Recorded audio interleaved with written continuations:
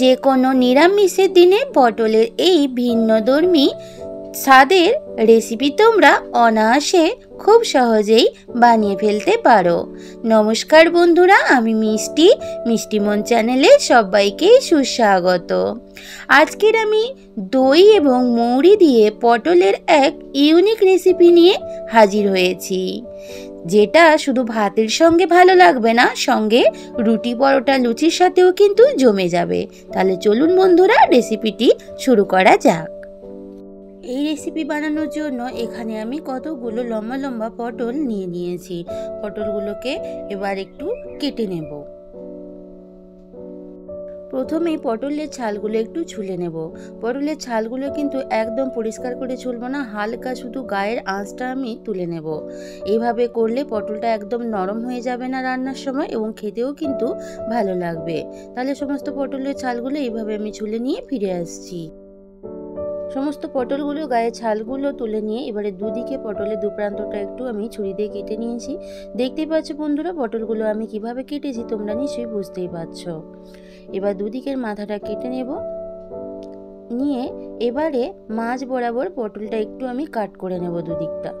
তাহলে কি হবে, তেল মশলা সমস্ত কিছু বেশ ভালোভাবে পটলের মধ্যে চলে যাবে এবং পটলটা খেতেও ভালো লাগবে। তাহলে এইভাবে করে নিয়ে পটলগুলোকে ভালো করে পরিষ্কার করে ধুয়ে নিয়ে আমি আবার ফিরে আসছি। বন্ধুরা দেখতেই পাচ্ছ, পটলটা একদম ভালোভাবে পরিষ্কার করে ধুয়ে নিয়ে আমি অনেকটা ড্রাই করে নিয়েছি। দেখতেই পাচ্ছ কিভাবে পটলটা আমি কেটেছি, ছালগুলো ছুলে নিয়ে মাঝ বরাবর কেটে নিয়েছি। এইবারে নেক্সট স্টেপে চলে যাব। বন্ধুরা পটলগুলো ভেজে নেব, তার জন্য তার আগে এখানে দিয়ে দিলাম স্বাদ মতো লবণ আর পরিমাণ মতো হলদি পাউডার। এখানে আমি 1/4 টিস্পুন হলদি পাউডার দিলাম। এবার ভালো করে লবণ এবং হলুদটা পটলের সাথে ভালোভাবে হাতের সাহায্যে মিশিয়ে নিচ্ছি, যাতে ভালোভাবে পটলটার সাথে নুন এবং হলুদটা মিশে যায়। গ্যাসের মধ্যে অলরেডি আমি কড়াই বসিয়ে কিছুটা পরিমাণ সর্ষের তেল আমি দিয়ে দিয়েছি। সর্ষের তেল কিন্তু একটু বেশি পরিমাণেই দিয়েছি। আজকে পুরো রেসিপিটা আমি কিন্তু সর্ষের তেলে করব। এইবারে এক একটা করে পটল আমি কিন্তু তেলের মধ্যে দিয়ে দিচ্ছি। দেখতেই পাচ্ছ তোমরা, এইভাবে পটলটা কিন্তু গ্যাসের ভলিউম মিডিয়াম টু লোতে রেখে হালকা করে ভেজে নিতে হবে। সমস্ত পটলগুলো দেওয়া হয়ে গেছে। এবারে তেলের সাথে মিশিয়ে নিয়ে পটলগুলো একটু এপিট ওপিট লাল করে ভেজে নেব। বন্ধুরা দেখতেই পাচ্ছ, একটা দিক পটলটা ভাজা হয়ে যেতে অপোজিট দিকটাও উল্টে দিচ্ছি। এইভাবে দুটো দিক কিন্তু ভেজে নিতে হবে। খুব একটা বেশি লাল করে ভাজলে হবে না, মোটামুটি হালকা করে ভেজে নিতে হবে। দেখতেই পাচ্ছ বন্ধুরা, পটলগুলো ভাজা হয়ে গেছে। এবারে আমি পটলগুলো তুলে নেব, তারপর ফিরে আসছি। ওই কড়াইয়ের মধ্যে আরও একটু তেল দিয়ে, সর্ষের তেল দিয়ে ফোড়ন দিয়ে দিলাম গোটা গরম মশলা আর গোটা মৌরি। এবার ফোড়নটা বেশ তেলের সাথে ভালোভাবে মিশিয়ে নিয়ে একটু ভেজে নেব। এবার ফোড়নটা থেকে বেশ ভাজা একটা মিষ্টি স্মেল আসলে এখানে দুটো দিয়ে দিচ্ছি শুকনো লঙ্কা। শুকনো লঙ্কাটাও একটু তেলের সাথে মিশিয়ে নিলাম, নিয়ে এখানে দিয়ে দিচ্ছি গ্রেট করা আদা। এবার গ্রেট করা আদাটাও বেশ ভালোভাবে তেলের সাথে মিশিয়ে নিয়ে একটু কষিয়ে নেব। আদাটা ভালোভাবে একটু কষানোর পরে এখানে দিয়ে দিচ্ছি টমেটো। আমি এখানে একটা মিডিয়াম সাইজের টমেটো একটু বড় সাইজ করে কাট করে দিয়েছি। এবার একটু ভালো করে মিশিয়ে নিয়ে টমেটোটা একটু ভেজে নেব। এবার একটু ঢাকা দিয়ে দিচ্ছি টমেটোটা তাড়াতাড়ি নরম হয়ে যাওয়ার জন্য।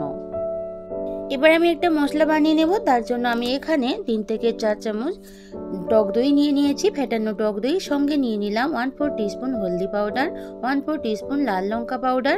ঝালটা তোমাদের পছন্দ অনুযায়ী তোমরা নিও। এবার এখানে নিয়ে নিচ্ছি Kashmiri red chili powder 1/4 teaspoon. এটা সম্পূর্ণ অপশনাল, তবে এটা কালারের জন্য আমি নিয়েছি। এইবার এখানে আমি দিয়ে দিচ্ছি ভাজা জিরে গুঁড়ো মশলা, মানে কাঁচা জিরেকে আমি একটু ভেজে গুঁড়ো করে নিয়েছি, সেটা 1/4 টিস্পুন নিয়ে নিলাম।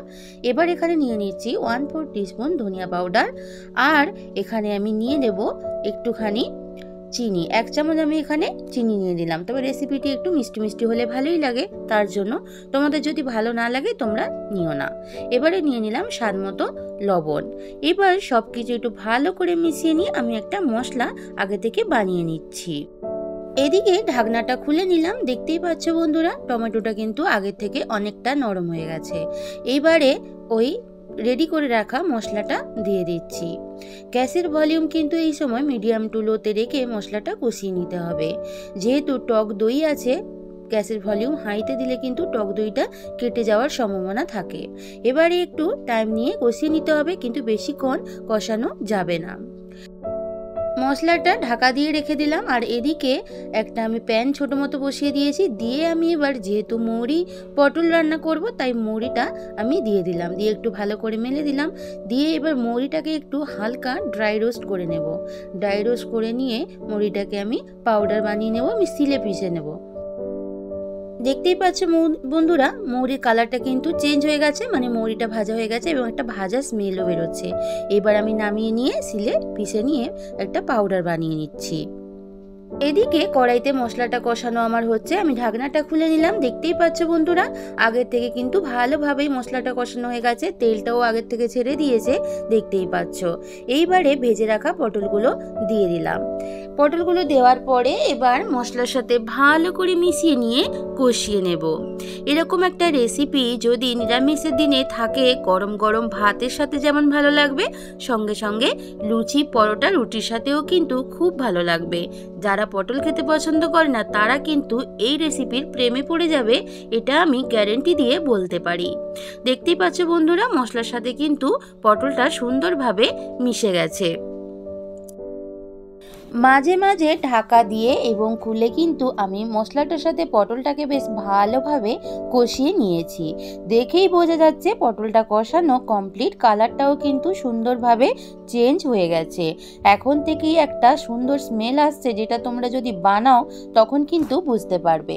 এইবার আমি এখানে মশলা ধোয়া জলের সাথে একটু উষ্ণ গরম জল দিয়ে দিলাম। আমার রেসিপির জন্য এইটুকু জল দরকার, আমি সেই পরিমাপে দিলাম। তোমরা তোমাদের অ্যামাউন্ট অনুযায়ী কিন্তু জলটা অ্যাড করো। আর এই রেসিপিটা তো খুব একটা বেশি জল থাকবে না, কারণ ওটা হবে মাখো মাখো। এবার একটু ঢাকা দিয়ে রেখে দেব। 5 মিনিট বাদে ফিরে এলাম বন্ধুরা। ঢাকাটা খুলে নিলাম। দেখেই বোঝা যাচ্ছে কতটা লাগছে লোভনীয়, কালারফুল লাগছে। দেখতেই পাচ্ছ ঝোলটা কিন্তু আমার একদমই কমে এসেছে, ভালোভাবেই মাখো মাখো হয়ে গেছে। আর পটল তো সেদ্ধ হয়েই গেছে, কারণ ভাজার সময় 85% সেদ্ধ হয়েই গেছিল।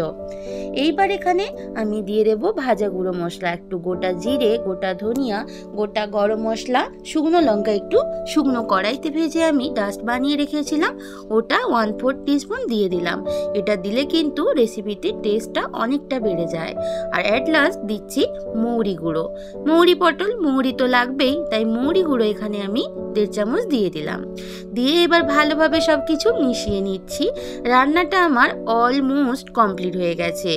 এবার একটা এত সুন্দর স্মেল আসছে মৌরিটা দেওয়ার ফলে, তোমরা যখন বানাবে নিজেরাই সেটা উপলব্ধি করতে পারবে। সব কিছু একটু ভালোভাবে মিশিয়ে নিচ্ছি। আর যেহেতু নিরামিষ রেসিপি, একটু ঘি না দিলে কি রেসিপির টেস্ট ভালো আসে? তাই 1 চামচ এখানে আমি ঘি দিয়ে দিলাম। দিয়ে এবার পটলের সাথে সবকিছু একটু ভালোভাবে মিশিয়ে নিচ্ছি। রান্নাটা আমার একদম কমপ্লিট। এবারে আমি ঢাকা দিয়ে কিছুক্ষণ স্ট্যান্ডিং টাইমে রেখে দেব। তারপর তোমাদের সামনে সার্ভ করে নিয়ে ফিরে আসব। অসাধারণ স্বাদে মৌরি পটলের এক নিরামিষ রেসিপি একদম রেডি, যেটা আমি সার্ভ করে নিচ্ছি। গরম গরম ভাতের সাথে খেতে যেমন ভালো লাগবে, সঙ্গে রুটি পরোটা লুচি পোলাওর সাথে কিন্তু জমে যাবে। এই পটলের রেসিপি যদি ভালো লাগে অবশ্যই একটা লাইক করো, কমেন্ট করে জানিও তোমাদের কেমন লাগলো। আর এতক্ষণ যারা আমার সাথে পুরো রেসিপি জুড়েছিলে তোমাদেরকে আমার অসংখ্য ধন্যবাদ। এইভাবে আমার পাশে সব সময় থেকো। আমার আজকের রেসিপি ভালো লাগলে আমার চ্যানেলের পাশে সব সময়ের জন্য থেকে যেও। পুরনো এবং নতুন বন্ধু সবাইকে আমার পাশে থাকার অনুরোধ জানিয়ে বন্ধুরা আজকের মতো তোমাদের থেকে বিদায় নিচ্ছি। ফিরে আসবো নতুন কোনো রেসিপির সাথে। ততক্ষণ সবাই ভালো থেকো, সুস্থ থেকো, সব সময় হাসতে থেকো। টাটা।